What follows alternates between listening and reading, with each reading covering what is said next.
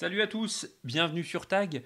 On va se faire aujourd'hui un petit exercice pour la première fois. On va se faire une review vidéo d'un des Gunpla que j'ai dernièrement monté. C'est le Gundam Double O Diver. Et je voulais faire un petit tour d'horizon avec vous de la bête parce que plus ça va et plus c'est un Gunpla que j'apprécie. Il a ses petits défauts, on va le voir ensemble, mais il a pour moi de très grandes qualités, en tout cas en termes d'esthétique, de design et d'ergonomie et de poséabilité. Et je trouve que vraiment c'est un Gundam qu'il ne faut pas louper en termes de montage. On n'aime pas la série Gundam Build Divers, peu importe. Mais en tout cas, je trouve qu'en termes de conception, de finition, on est vraiment sur une très belle réalisation. Voilà, moi je voulais juste parce que vous savez, il y a des gunpla qu'on monte, qu'on laisse sur le côté, puis on revient pas beaucoup, on revient rarement. Et c'est un gunpla sur lequel je reviens souvent, notamment pour tester des accessoires, etc. Et je trouve qu'il est vraiment très complet au niveau esthétique, au niveau couleur, etc. Il est vraiment ultra complet. Donc on fait un petit tour d'horizon un petit peu des différents éléments. Donc au niveau de la partie pied, on a ici un stickers.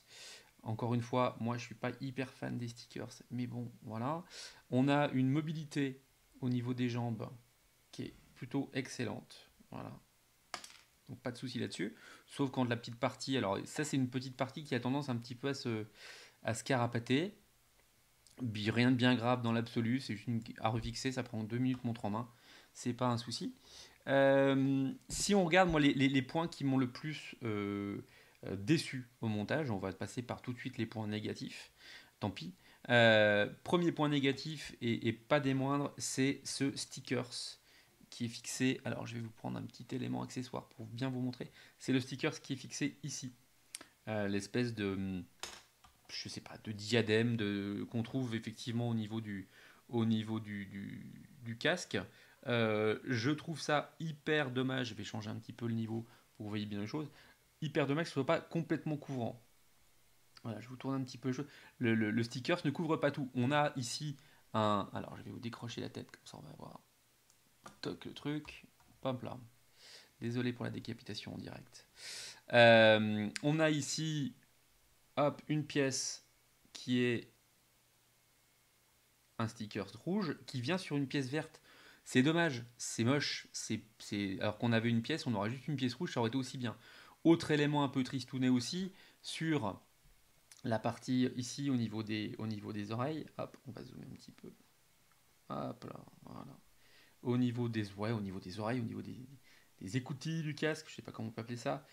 Vous avez donc la pièce transparente, translucide verte. Elle vient être couverte par un stickers. Pourquoi? On ne sait pas. Ça, c'est vraiment le petit truc qui est ennuyeux, on va dire, pour pas dire autre chose, sur ce modèle-là, parce que Dieu sait qu'il est joli, mais ça, c'est un peu incompréhensible. Allez, on va refixer la tête tant qu'on y est. On va faire un petit zoom arrière. Hop là. Soyez sympa, c'est ma première review comme ça, vidéo. Voilà. Au niveau de l'ensemble, et de l'ergonomie. Je trouve ça assez réussi, sauf pour une partie qui est un petit peu dommage. Comme vous pouvez le constater ici, c'est la partie au niveau du bras. Donc ici, on a une partie translucide.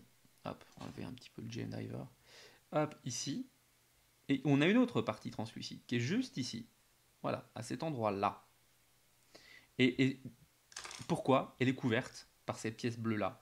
C'est assez dommage, parce que ça aurait gagné pensez bien en esthétique et en design, et puis en luminosité de la bête, si on peut dire ça comme ça. Mais malheureusement, au niveau look, ils ont choisi de couvrir par l'espèce de brassière, je ne sais pas comment on peut appeler ça, l'élément de poignée qui se met au niveau de la main. Donc je suis pas ultra fan de cette partie-là. Bon, par contre, toute la partie du torse est vraiment très très belle. Moi je suis assez emballé. Elle est simple mais très efficace. Les parties rouges, bleues, blanches s'enquillent très bien.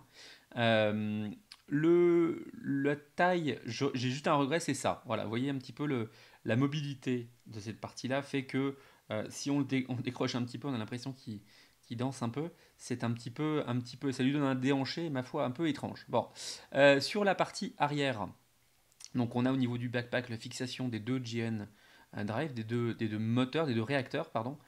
Ça, c'est assez surprenant, mais ça donne vraiment une super bonne euh, flexibilité et vraiment un joli look, une belle, un beau look au Gunpla. Et moi, j'aime beaucoup. Ça lui donne un petit peu un côté footballeur américain avec des grosses épaulières, pardon.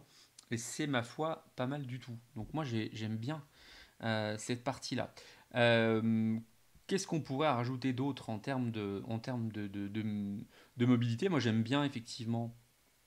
Bah, on a de belles mobilité au niveau des bras, au niveau des épaules, au niveau de la tête aussi, puisqu'on peut lui donner. Hop, on va faire un petit toc. On va changer un peu le point de vue. Toc là. Vous voyez, au niveau de la tête, on a vraiment une belle mobilité et ça, c'est pas mal. Moi, je trouve ça hyper important pour justement quand on filme et quand on fait des photos de ces gunpla. Euh, Au niveau des accessoires fournis, vous retrouvez deux Jensword qui sont ici. Hop, on va mettre un petit peu de côté pour le moment. Donc deux Jensword avec stickers ici de chaque côté qu'on peut transformer. Hop, en gun, en passant ça comme ça et ça comme ça. Voilà. Donc le fonctionnement est pas mauvais. Alors attendez, parce que là des fois j'ai un doute. Voilà. Donc on va pouvoir transformer comme ceci. Et franchement c'est plutôt pas mal au niveau prise en main, c'est assez efficace. Voilà pour les Jensworth qui se fixent, elles, hop là, sur le côté. On peut les fixer ici, sur les côtés de la hanche. Juste ici. Et voilà. Donc c'est plutôt un chouette modèle. Donc il y en a deux. Hein. La deuxième, on va faire de même. C'est plutôt un chouette modèle qu'il faut pas louper. Je vous invite vraiment à pas louper parce qu'on a vraiment quelque chose de très sympa, évolutif en plus puisque vous avez maintenant des packs, notamment le Diver Ace Unit qui permet de rajouter un backpack, qui permet de rajouter des réacteurs plats et ainsi que d'autres éléments, notamment deux épées qui sont des Jensword, des super Jensword, je ne me trompe pas. Mais en tout cas, ça permet vraiment d'ajouter des choses. Donc moi je dis, le Gundam Double O Diver, on y va, on fonce, c'est vraiment un très très très chouette modèle. Cool, pas cher et agréable à monter. Voilà, à plus tard, salut!